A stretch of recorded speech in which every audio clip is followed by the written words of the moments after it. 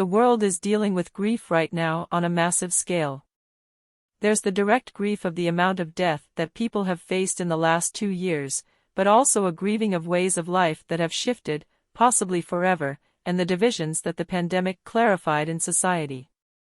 With After Yang, Kaganata, Columbus, has made a film that taps into loss and grief in a way that feels both progressive and familiar at the same time.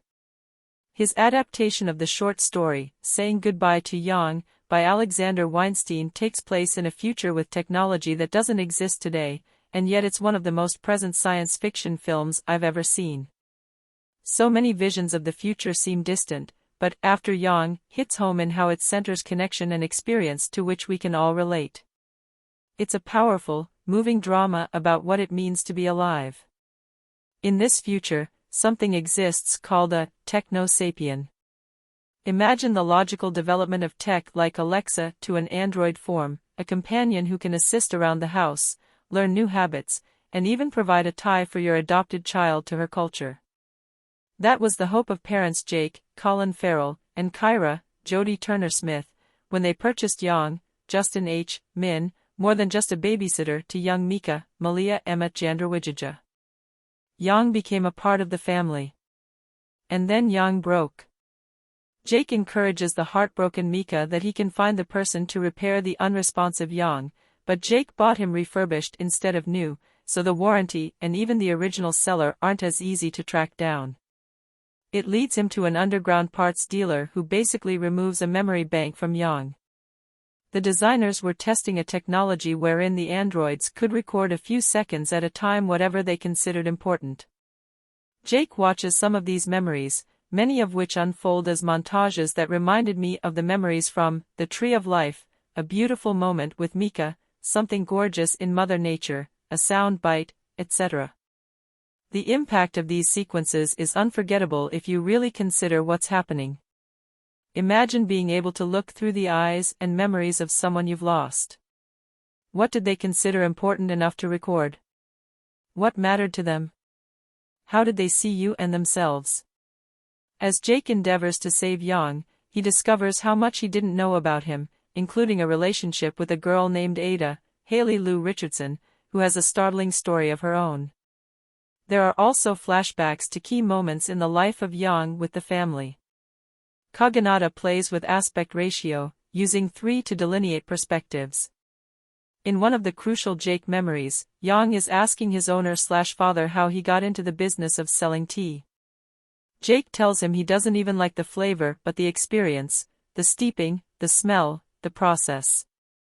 Yang knows all the facts there are to know about the history of tea, but he can't be programmed with what really interests Jake about it. And Kaganata expands on this tactile quality throughout the movie. It's a sci-fi film movie that's more interested in Mother Nature than technology. After Yang has a smell and a texture that's rare in any genre, but especially science fiction. It reminded me of the work of Andrei Tarkovsky in this way. Kaganata blends this refined craftsmanship with a deeply humane streak when it comes to performance. Farrell is one of our most underrated actors, able to do broad blockbuster acting like the upcoming The Batman and something so much more intimate like this project. He imbues Jake with just the right blend of grief, frustration, and uncertainty. He wants Yang back, not only for his daughter but for what he meant to Jake too. And when it appears that Yang's memories could be a part of a public display, he questions what's appropriate when it comes to how our loved ones are remembered on a broader scale. What do we keep for ourselves? What do we share with the world? Through all this technology and deep philosophy, Farrell grounds the film by understanding how much we will continue to look for those elusive aspects of life that can't be created in a lab. It's an incredibly subtle performance, one that's matched by the whole cast, including supporting players like Sarita Chowdhury and Clifton Collins Jr. Much of After Yang feels like a dream.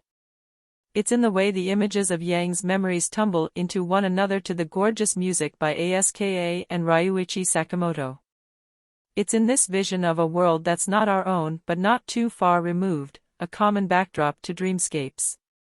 Kaganata's film is constantly asking incredibly deep questions, culminating in a flashback scene in which Kyra and Yang talk about what's next. Yang hasn't been programmed to believe in anything, even saying, "There's no something without nothing." Is life the something, following by the nothing? However, he seems to be shifting even in this scene, using a quote that's been attributed to Lao Tzu: "What the caterpillar calls the end, the rest of the world calls a butterfly." His visions of existence are shifting and growing, moving away from the precise details of his coding to the imprecision of humanity, steeping like a good tea. We all are. This review was filed from the premiere at the Sundance Film Festival. The film will open theatrically in March 2022.